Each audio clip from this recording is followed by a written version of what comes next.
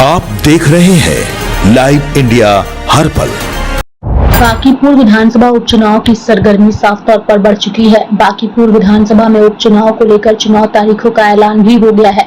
इसके साथ ही राजनीतिक दल अपने प्रत्याशी के चयन में भी जुट गए हैं। दूसरी ओर जनसुराज की बात करें तो जनसुराज को लेकर के जानकारी सामने आ रही है कि प्रशांत किशोर यहां से चुनाव लड़ सकते हैं। हालांकि औपचारिक ऐलान अभी बाकी है। बांकीपुर विधानसभा उपचुनाव की बात करें तो बांकीपुर बीजेपी की परंपरागत सीट है। यह सीट नितिन नवीन के राज्यसभा जाने की वजह से खाली हुई है और यही वजह है कि यहां पर उपचुनाव होने हैं।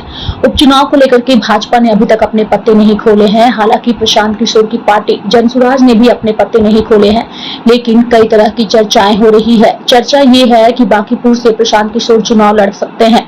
अगर प्रशांत किशोर चुनाव लड़ते हैं और जीतते हैं तो ये उनकी पार्टी के लिए एक बड़ी उपलब्धि होगी। चूंकि इससे पहले बिहार विधानसभा चुनाव में जनसुराज की पार्टी ने अपना खाता तक नहीं खोला था। चूंकि उस वक्त प्रशांत किशोर ने कहीं से भी चुनाव नहीं लड़ा था और पार्टी की हार के बाद यह कहा गया था कि अगर प्रशांत किशोर कहीं से चुनाव लड़े होते तो शायद आज एक विधायक जनसुराज पार्टी के जरूर होते। दूसरी ओर मनोज भारती जो है उन्होंने एक और बड़ी बात कही है। उन्होंने बातचीत के क्रम में कहा है कि अगर बीजेपी को बांकीपुर में हराना है तो महागठबंधन चाहे तो हमारा समर्थन कर सकती है। यानी कि अगर प्रशांत किशोर मैदान में उतरते हैं तो इनकी पार्टी ने इनडायरेक्ट तौर पर महागठबंधन से अपना समर्थन मांगा है और साथ ही यह कहा है कि बीजेपी को हराने के लिए महागठबंधन अगर चाहे तो जनसुराज पार्टी को अपना समर्थन दे सकती है। बता दें कि चुनाव आयोग ने बताया कि बांकीपुर विधानसभा सीट पर 30 जुलाई को मतदान होगा। गुरुवार को चुनाव आयोग ने 3 राज्यों की 3 सीटों के उपचुनाव की घोषणा की।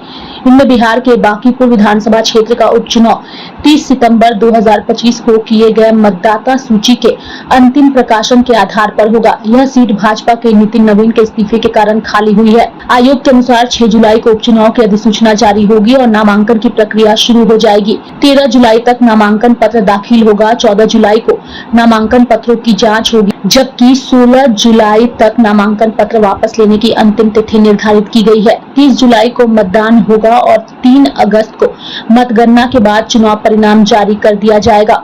चुनाव आयोग ने देश के 3 राज्यों बिहार, मध्य प्रदेश और गुजरात की एक विधानसभा सीट पर उपचुनाव कराने का फैसला लिया है। बिहार के अलावा मध्य प्रदेश की दतिया विधानसभा सीट पर भी चुनाव कराया जाएगा। फिलहाल बांकीपुर विधानसभा का उपचुनाव चर्चा का केंद्र बिंदु बना हुआ है। चूंकि बीजेपी की परंपरागत सीट को बचाने की कवायद उनके लिए प्रतिष्ठा है, तो दूसरी ओर प्रशांत किशोर अगर यहां से चुनाव लड़ते हैं तो यह जीत इस सीट पर हासिल करना उनके साथ साथ उनकी पार्टी की प्रतिष्ठा भी बनी हुई है।